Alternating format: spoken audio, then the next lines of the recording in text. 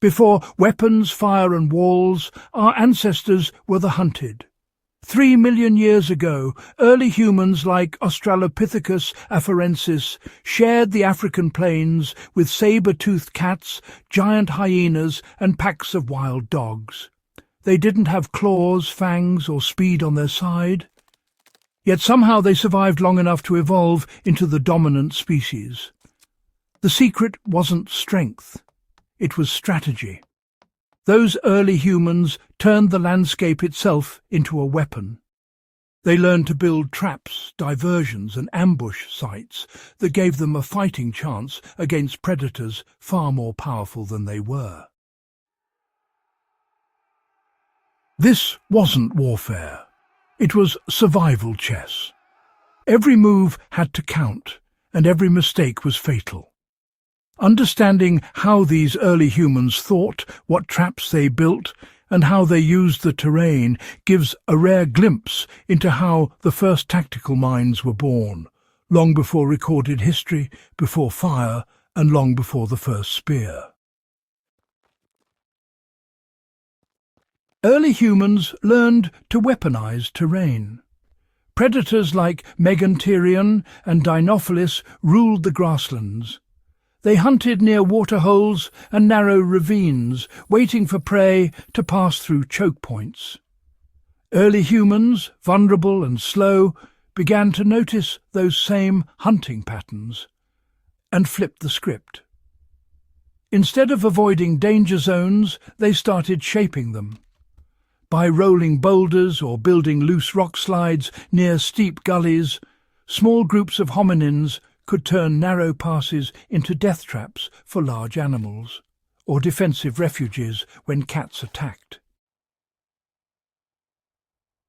Fossil evidence from sites like Olduvai Gorge and the Awash Valley shows disturbed soil layers and strategically placed stones near animal remains. These weren't random. Some researchers suggest they were part of primitive ambush traps, using gravity, mud, or thorny branches to slow or injure predators long enough for the group to escape or strike back. They turned the earth itself into a survival tool. Modern survivalists still use similar principles. If you're camping in the wild, you can position sleeping areas behind natural barriers like, fallen logs, steep inclines, or even thorn bushes to limit approach angles. This same tactic used by early humans reduced exposure while maximizing visibility and escape routes. What made early human traps ingenious wasn't just their design, it was the understanding of animal behavior. Our ancestors didn't have maps or written notes, but they observed. They knew predators followed scent trails, preferred shaded paths, and hesitated around unstable ground. So they built traps that exploited those instincts. For instance, some sites show evidence of pits dug along animal tracks leading to water. These weren't deep enough to kill, but to create panic, slowing predators or herd animals long enough for humans to escape. Thorn-covered branches or, piles of bones at the entrance of caves acted as psychological barriers, signaling danger to larger predators. In modern terms, this is behavioral defense. Even today, homestead security and wildlife management rely on the same idea, guiding movement through the environment rather than directly fighting it.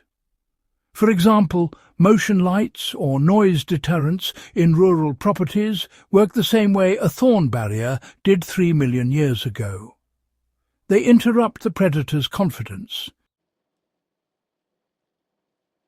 No single early human could dig a large pit roll massive stones or set up ambush sites alone. These traps required coordination and timing. Evidence from 3 million-year-old communal kill sites suggests that small bands of humans, probably a dozen individuals at most, work together to herd animals or lure predators into unstable terrain. This teamwork wasn't just about food or safety. It marked a major shift in human evolution. Cooperation became a survival tool. Once early humans realized that their combined planning could outwit predators, intelligence itself became an adaptive weapon. That same principle, shared planning and coordinated effort, eventually evolved into hunting parties, village defense, and military tactics. Modern survival groups still rely on this ancient lesson. Whether in wilderness training or emergency response, coordination and shared awareness are more valuable than any gear. A single, well-planned maneuver from multiple people can outperform even the best equipment, just as those early humans proved with stones and sticks. By about 1.5 million years ago, early humans discovered that fire was more than warmth. It was control. Predators feared smoke and flame. But even before that, some groups used the scent of fire as a deterrent. By charring wood, burning bones, or carrying smouldering material from natural fires, they left chemical signals that warned predators to stay away. This tactic worked because many large carnivores associate smoke with danger and retreat long before they see the flame itself. Archaeological sites in Kenya and South Africa suggest controlled use of partially burned branches near sleeping areas, indicating not cooking, but defense.